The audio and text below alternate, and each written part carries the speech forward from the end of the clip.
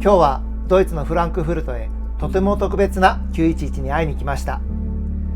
今日ドライブしているポルシェ911スピードスターは1986年9月ポルシェ911カブリオレとしてポルシェ AG から出荷された後、ポルシェのバイザッハデベロップメントセンターで911スピードスターの開発を担うため、エクステリア、インテリア、エンジンがスピードスタースペックへと変更されたデザインスタディプロトタイプとして生まれ変わり、その後1988年のフランクフルトモーターショーではショーカーとして展示されたヒストリーを持っています。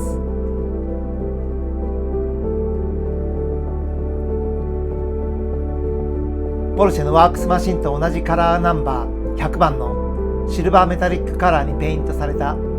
ポルシェ911スピードスターデザインスタディプロトタイプは、左右のフェンダーフレアが幅広ではないカレラボディをまとい、911スピードスターの看板モデルとしてモーターショーへ展示されただけではなく、カタログ撮影などにも活用されたそうです。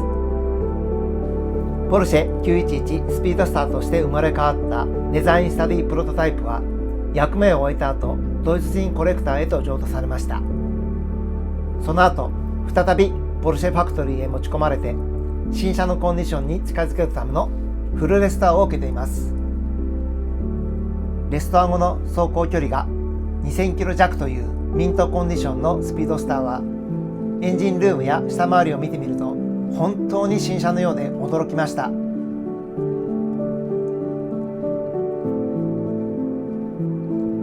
カレラボディを持つ911スピードスターはわずか171台しか生産されなかったこともあって、出会える機会はとても稀だと思います。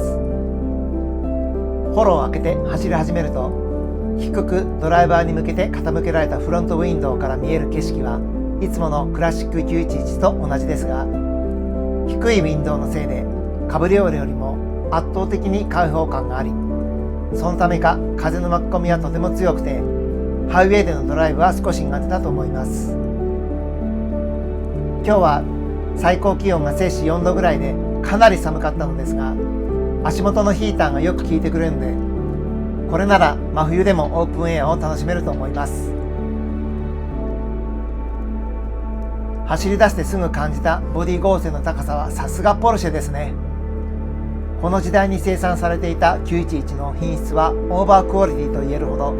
各パーツの精度と耐久性が抜群に高いことで有名ですが、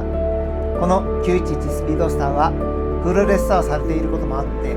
しなやかに動いてくれるサスペンションのおかげでとても快適な乗り心地でした。アウトバーンを時速180キロで走行した時の直進安定性とスタビリティの高さはクーベボディと同等だと感じました。ライトウェイトでナローボディを持つこの911スピードスターは、356スピードスターの意匠を正当に受け継いでいるモデルだと思います。自然吸気の空冷フラット6エンジンは 3164cc の排気量から231馬力を5900回転で発揮、最大トルクは284ニュートンを4800回転で発揮します。この空冷ユニットは2800回転あたりからレッドゾーンまで一気に吹き上がるレスポンスの良さを持っていて、静止状態からの動き出しもかなり俊敏な部類に入ると思います。剛性の高い5速マニュアルミッションはシフトストロークこそ多めですが、素早いレーシングシフト操作も可能で、エンジンをレブリミットまで使い切って走らせる爽快さは最高ですね。ノンパワーのステアリングはインフォメーションを多くドライバーへ伝えてくれて、ストローク量は豊富なサスペンションはとても素直なハンドリング特性で、狙ったコーナーリングラインを正確にトレースすることができました。リアから聞こえてくる空冷フラット6サウンドがとても心地いい BGM になって、季節を体全体で感じながらのドライブフィーリングこそ、この911スピードスターの醍醐味だと思います。この特別なヒストリーを持つポルシェ911スピードスターデザインスタディプロトタイプに出会えた奇跡を神に感謝します。